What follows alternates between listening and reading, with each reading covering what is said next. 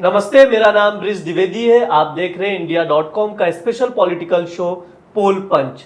1 जून को आखिरी phase 7वें phase की वोटिंग होनी है। उत्तर प्रदेश की 13 लोकसभा सीटों पर मतदान होगा। प्रधानमंत्री नरेंद्र मोदी समेत कई दिग्गज नेता इस चुनाव में इस बार की वोटिंग में मैदान पर है। मुकाबला कड़क है। मिर्जापुर, गाजीपुर जैसी सीटों पर दिलचस्प लड़ाई देखने को मिलेगी। कौन जीतेगा, कौन हारेगा, इस पर हम चर्चा करेंगे। हमारे साथ इंडिया.com के एडिटर अरुण चौबे सर है। सर, बहुत बहुत स्वागत है आपका। धन्यवाद। क्या लग रहा है सर, यूपी का कैसा माहौल है, कौन जीतेगा इस बार?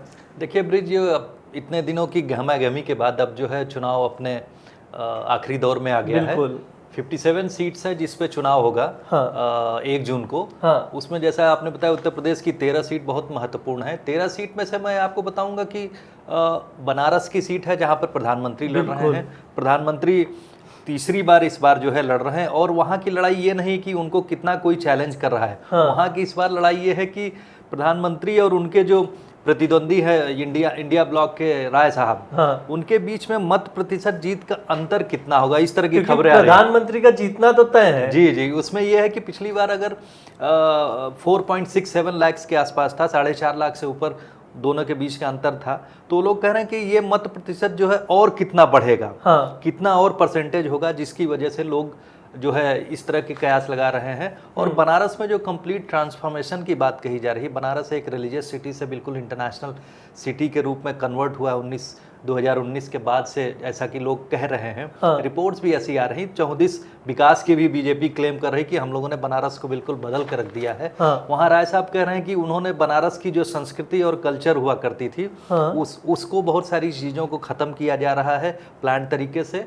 ये भी वो इल्ज़ाम लगा रहे हैं, और वो कह रहे हैं कि मोदी गारंटी से लोगों का विश्वास उठ रहा है। इस तरह के उनके अपने इल्ज़ाम हैं। लेकिन मैं आपको बताऊं कि वहाँ पर जो वोटिंग हो रही है, कास्ट, क्रीड, और ये जो जैसे वहाँ पर मुस्लिम वोट बैंक ले 15% है, तो और दलित वोट बैंक वो भी तकरीबन काफ़ी कुछ है, शेड्यूल कास्ट पॉपुलेशन 10% के आसपास है। इन सब के बीच में वहाँ कोई कास्ट कॉम्बिनेशन उस तरह का बन नहीं पा रहा है कि इंडिया ब्लॉक कहे कि हम मुसलमान वोट बैंक जो है 15% है, शेड्यूल कास्ट ये 10% है, और 5% यादव वोट बैंक वहाँ पर है। तो कॉन्फिडेंस के साथ कोई नहीं कह रहा कि ये जाति का समूह जो उधर चला जाए, क्योंकि इन सबसे ऊपर लड़ाई वहाँ हो रही है, दूसरे ढंग की लड़ाई हो रही है। और उसी के साथ में आप देखेंगे कि पूर्वांचल का जो है, पूर्वांचल की जो महत्वपूर्ण सीट्स हैं, उसमें से पूर्वांचल का ये मुख्य केंद्र हो गया है बनारस। और जब आपको याद होगा कि पहले पूर्वांचल राज्य की मांग होती थी, बनारस को ही केंद्र में लेकर होती थी। तो अब वो उन सब चीज़ों को एक तरह से देखा जाए तो बनारस जो है सबसे बड़ा पूर्वी उत्तर प्रदेश का जिला हो चुका है। और वीवीआईपी कंस्टिट्यूंसी है ही। डेवलपमेंट होने की वजह से उसके इर्द गिर्द के जो डिस्ट्रिक्ट्स हैं वो भी उसी तरह से डेवलप करने हो रहे हैं। देखा जाए उसी मॉडल पे उनका डेवलपमेंट हो रहा है। गोरखपुर का क्या हाल चाल है? रवि किशन जीतेंगे? गोरखपुर की भी मैं आपको कहूँ कि वहाँ पर जो है रवि किशन जो है इस बार दोबारा लड़ाई लड़ेंगे। और उनके खिलाफ एक काजल निषाद हैं, जिनको समाजवादी पार्टी ने खड़ा किया, क्योंकि वहाँ निषाद वोट बहुत जबरदस्त है। वहाँ तकरीबन मैं देख रहा था कि अभी निषाद के ही वोट जो है 3 लाख के करीब है। अच्छा। हाँ, वहाँ पर निषाद का ही वोट बैंक, यानी निषाद और मल्लाह जो ये कहते हैं, जो दलित जाति है। और उसके बाद में यादव वोट बैंक है, मुस्लिम वोट बैंक। मैं आपको कहूँ कि वहाँ पर जो है शेड्यूल कास्ट 17% से ऊपर है, मुस्लिम भी 10% के आसपास। शायद इसी वजह से मायावती ने भी मुस्लिम कैंडिडेट ही खड़ा किया। हाँ, मुस्लिम कैंडिडेट उन्होंने इसलिए खड़ा किया कि 10% उनका है, प्लस दलित वोट बैंक मैंने कहा कि 17% के आसपास है। लेकिन वहाँ का भी वोट मैं कहूँगा कि गोरखपुर जो है जिस तरह से डेवलप कर रहा है, आपने देखा कि गोरखपुर के इर्द गिर्द बाउंड्रीज बढ़ा के उन्होंने कई गाँवों को जो है म्यूनिसिपल एरिया में इंक्लूड कर लिया है। चारों तरफ आप जाएंगे तो देखेंगे वहाँ कंस्ट्रक्शन ही दिख रहा, सड़कें चौड़ी हो रही हैं, बाईपास रोड्स बन रही हैं। उसके बाद एम्स उन्होंने जिस तरह से, योगी आदित्यनाथ का खुद का क्षेत्र, जाहिर सी बात है। तो उन्होंने उस वहाँ पर जो है इंडस्ट्रियल सिटी के रूप में भी वहाँ डेवलप करने की कोशिश की है। क्योंकि गोरखपुर को मैं आपको बताऊं कि गोरखपुर नेपाल से सटा हुआ, वहाँ से बॉर्डर में नेपाल दिखता है। और वहाँ के बहुत लोग जो है, गोरखपुर के लोग जो है, वहाँ कॉटन और टेक्सटाइल का काम किसी ज़माने में बहुत अच्छा हुआ करता था, उसको और बढ़ाने की कोशिश हो रही है। तो ऐसा नहीं है, गोरखपुर एक केंद्र, बनारस इधर, और दूसरा जो है पूर्वांचल का बड़ा केंद्र गोरखपुर विकसित होने के उस स्थिति में है, विकसित हो रहा है चारों तरफ। तो ये दो दो जो कॉन्स्टिट्यूंसीज हैं ये बहुत महत्वपूर्ण है। और चंदौली केंद्रीय मंत्री महेंद्र हाँ, मैं नाथ आपको पांडे। कहूंगा कि ये दो तीन जिले, जो दो तीन कॉन्स्टिट्यूंसी जहां बहुत लाइमलाइट में रही हैं, वहीं पर मैं बात कहूंगा कि चंदौली से जो महेंद्र नाथ पांडे जी हैं, जी केंद्रीय मंत्री हैं। हाँ। चंदौली से वैसे बेसिकली जो हमारे डिफेंस मिनिस्टर राजनाथ जी वो चंदौली से ही आते हैं, लेकिन उन्होंने वहां से कभी चुनाव नहीं लड़ा। चुनाव मैं कहूंगा कि वहां उनका चुनाव लड़ने का वो कॉन्स्टिट्यूंसी नहीं हुआ, लखनऊ से लड़े, गाजियाबाद से लड़े, इस तरह से उन्होंने ठाकुर और ब्राह्मणों का उधर वोट बैंक है क्या? जी हाँ, उधर है वोट बैंक काफी कुछ है, क्योंकि इन्होंने भी अपोजिशन में वीरेंद्र सिंह को खड़ा किया। और आप हाँ, तो लेकिन मैं आपको बताऊं कि यहाँ पर पूर्वांचल की एक थोड़ी सी कुछ जो मैं कह रहा हूँ, कहने की कोशिश कर रहा हूँ कि वहाँ की जो परेशानियां हैं वो दूसरे ढंग की है। पूर्वांचल के जिलों में जो है, एक तो गरीब जिले हैं, दूसरी बात वहाँ की पॉपुलेशन डेंसिटी ज़्यादा है, जिसकी वजह से जो है वहाँ पर जो एकरेज ऑफ टिलेज यानी कि जो ग्रामीण अंचल में आप देखेंगे कि लोगों के बीच में जो है जमीन का बंटवारा वो कम है। अगर वेस्टर्न उत्तर प्रदेश में देखेंगे कि अगर एक किसान के पास 15 एकड़ जमीन है तो वहाँ 5 बीघे जमीन होगी। तो इस तरह का जो डिस्पैरिटी है, और वहाँ 10 बीघा का किसान बड़ा किसान हो जाता है, तो जमीन का भी जो एक पर एकरेज पे जो लोगों का पॉपुलेशन डेंसिटी की वजह से, तो वहाँ पर पॉपुलेशन ज़्यादा है, उसकी वजह से बेरोजगारी की समस्या बहुत है। और इसके पिछले समय में आपने देखा होगा कि वहाँ ईस्टर्न यूपी में कोई इस तरह की जो है इंडस्ट्रीज नहीं लग पाई, वेस्टर्न यूपी में ही लगी, तो इंडस्ट्रियल डेवलपमेंट नहीं हो पाया। इस वजह से वहाँ के ज़्यादातर लोग जो है बेरोजगारी और उसकी वजह से जूझ रहे हैं, तो अंडर करंट उसका भी है। इसी वजह से मैं आपको बताऊंगा 2 सीट का नाम लूंगा कि एक है जो ये जो आपने अभी बताया चंदौली, चंदौली हो, बलिया हो, इन सब सीट्स पे जो आप देखेंगे कि जीत का मार्जिन पिछली बार बहुत कम था। चंदौली से मुश्किल से 13,000 के मार्जिन पे वो जीते थे, 13,000 प्लस था। और उसी के साथ में जो मैं बता दूं कि बलिया के सीट है, बलिया के भी बारे में अभी बात करेंगे हम लोग। बलिया में भी मुश्किल से 15,000 वोट के अंतर से जो है वीरेंद्र सिंह मस्त जीत पाए थे, जो राजपूत नेता हैं। तो इस तरह का जो कम अंतर से जीते थे वो इस बार देखा जाएगा। तो महेंद्र पांडे के लिए इस बार बड़ी मुश्किल वाली बात है देखा जाए, क्योंकि जो जिस तरह से समाजवादी पार्टी और इंडिया ब्लॉक के साथ में लगे कांग्रेस मिल के चुनाव लड़ रही हैं, वो इसीलिए मैंने कहा कि उत्तर प्रदेश में इस बार कुछ सीट पे बड़ी जबरदस्त लड़ाई हो रही है। वो अलग बात है कि बनारस और गोरखपुर जैसी बड़ी सीट के बीच में उसकी छाया में वो सब सीट्स आ जाती हैं, लेकिन ये चंदौली सीट पे जो है इस बार लड़ाई मुश्किल की लड़ाई है। और घोसी जो सीट है उधर भी घोसी जो मैं आपको बताऊं, घोसी जो है एक महत्वपूर्ण जगह इसलिए है कि बलिया से सटा हुआ जिला है। घोसी में किसी जमाने में कल्पनाथ राय बहुत बड़े नेता हुए। उनको जब हम लोग आजकल जिस तरह से डेवलपमेंट की बात करते हैं, तो कंस्ट्रक्शन की बात करते हैं, तो कांग्रेस रिजीम में जो है कल्पनाथ राय जी वो तकरीबन 4 बार एमपी रहे और 3 बार के करीब जो है राज्यसभा से भी चुने गए।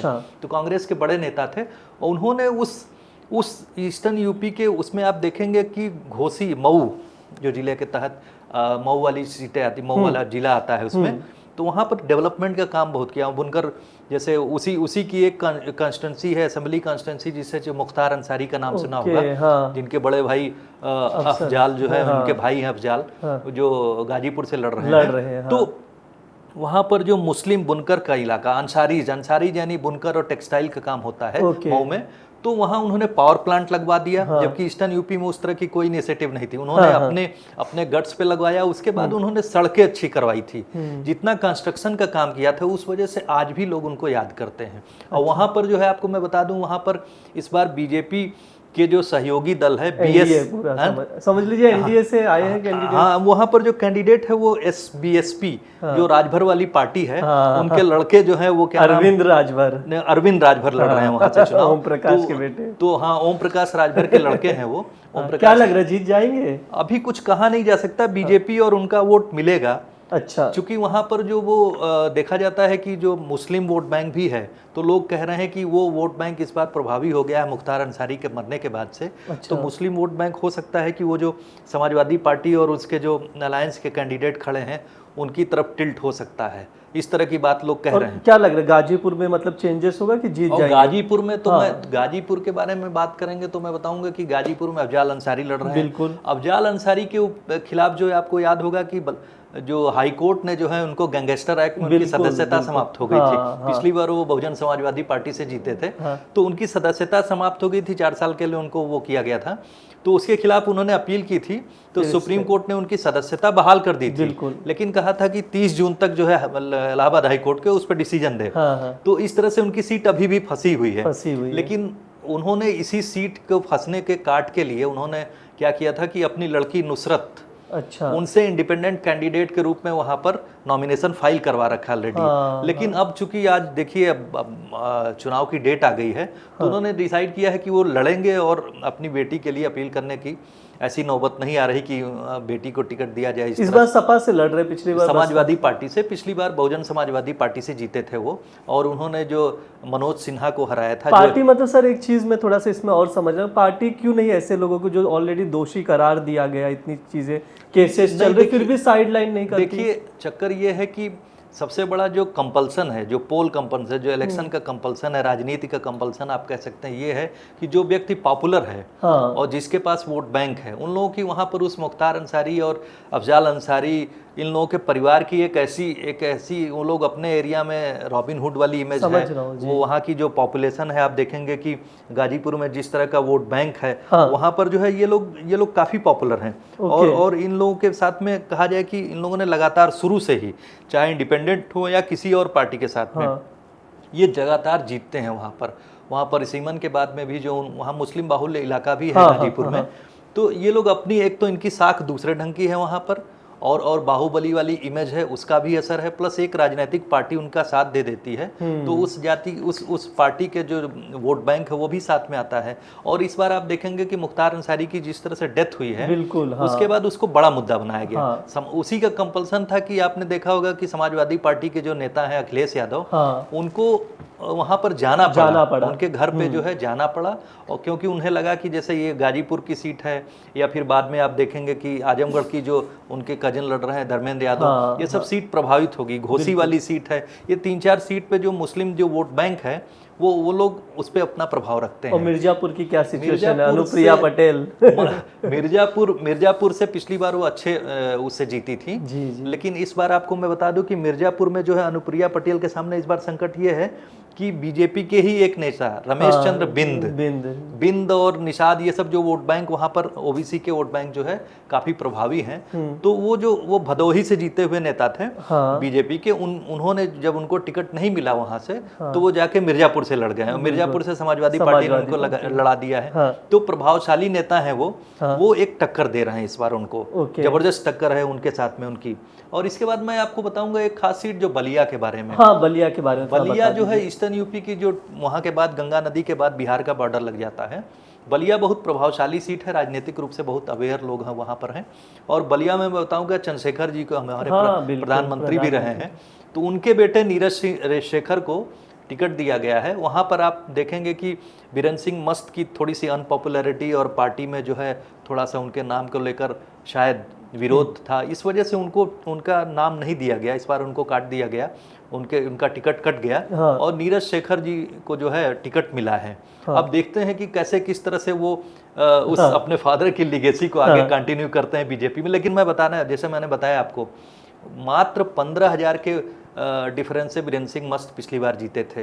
इसलिए वो सीट भी चैलेंजिंग सीट है। वहां पर जो है सनातन पांडे समाजवादी पार्टी से पिछली बार हारे थे 15,000 के उससे मत प्रतिशत के अंतर से। इस बार जो है आप देखेंगे कि सनातन पांडे को फिर से समाजवादी पार्टी लड़ा रही है, और कांग्रेस के साथ में है भाई, अलायंस है, तो वो सीट भी बहुत डिफिकल्ट सीट इस बार है। और देवरिया और ये कुशीनगर का क्या? कुशीनगर में आपको याद होगा कि समाजवादी पार्टी के साथ जो वो उनका नाम में स्वामी प्रसाद मौर्य, अब तो खुद की पार्टी बना ली है। स्वामी प्रसाद मौर्य जब वो समाजवादी पार्टी से अलग हुए, तो वहीं से कुशीनगर से लड़ रहे हैं, कुशीनगर से लड़ रहे हैं। और कुशीनगर से आपको वो दुबे जी है ना, दुबे है, विजय दुबे।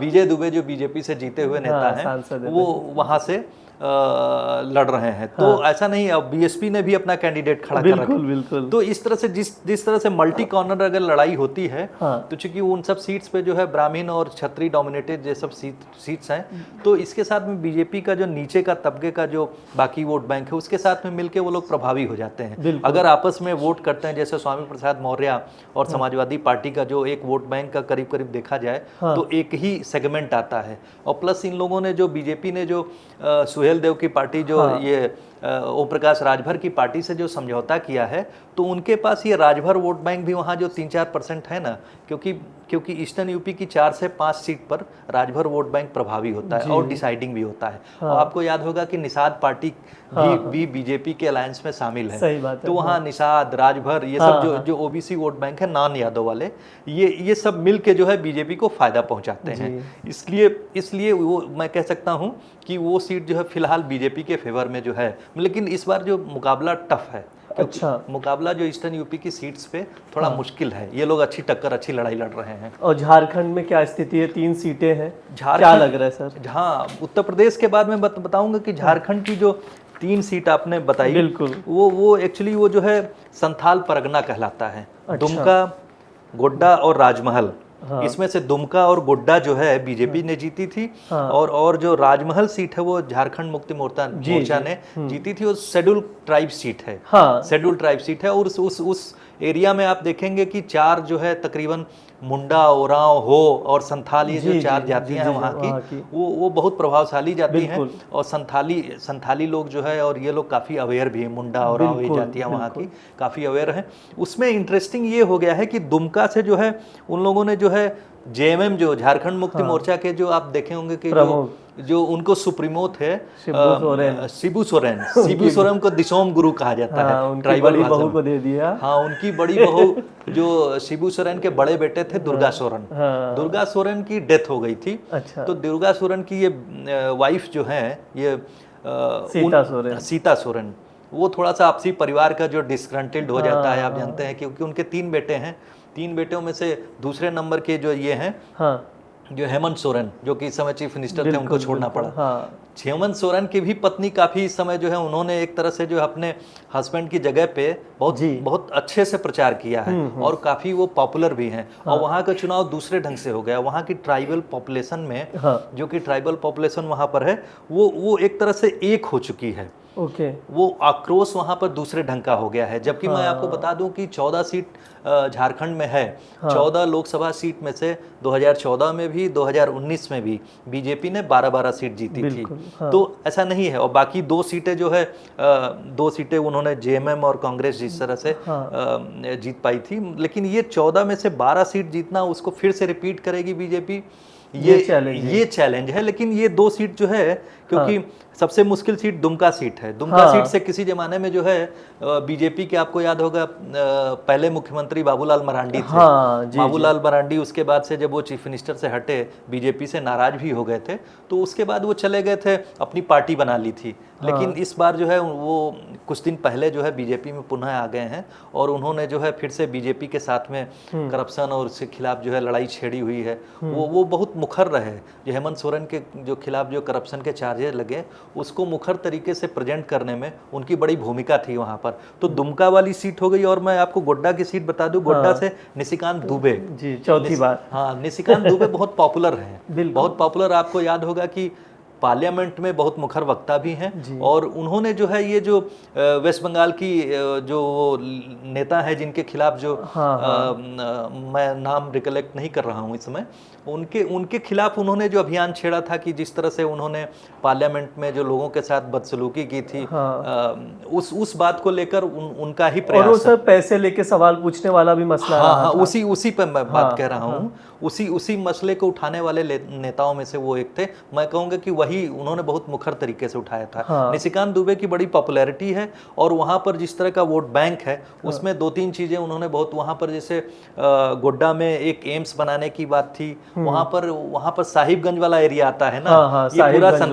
संथाल परगना में आता है। साहिबगंज, गोड्डा, दुमका, राजमहल, एक और कुछ जगह है। तो ये सब मिला के संथाल परगना में जो है वहाँ पर साहिबगंज यानी जो शिव जी का प्रमुख स्थान है, वहीं पर जो आप देखेंगे बोल बम करके लोग जाते हैं। हाँ, तो वहाँ पर इंटरनेशनल एयरपोर्ट बनवाने में उनकी प्रमुख भूमिका रही। मतलब 3 में से 2 सीट आप ये कहेंगे कि बीजेपी के कब्जे में है और 1 सीट अपोजिशन में मान सकते हैं। अपोजिशन में मान सकते हैं, क्योंकि दिशोम गुरु जो मैंने कहा कि शिबू सोरेन की जो वहाँ पर वही उनका क्षेत्र था, एक्चुअली वही उनका क्षेत्र था, तो वहाँ उनकी पॉपुलैरिटी जबरदस्त है। हाँ। लेकिन ऐसा नहीं है कि पॉपुलैरिटी की वजह से बीजेपी उस सीट को लेने की स्थिति में नहीं है। अच्छा। कुछ भी हो सकता है, लेकिन ये भी हो सकता है कि जिस तरह से आक्रोश है ट्राइबल जनमानस का बीजेपी के खिलाफ, तो वहाँ भी कुछ इस बार 12 की 12 मेंटेन करेंगे कि नहीं, इस पे भी प्रश्न चिन्ह लगा हुआ है। अब जो भी होगा वो 4 जून को जब नतीजे आएंगे तभी पता चलेगा। आप लोग भी जुड़े रहे इंडिया.com के साथ।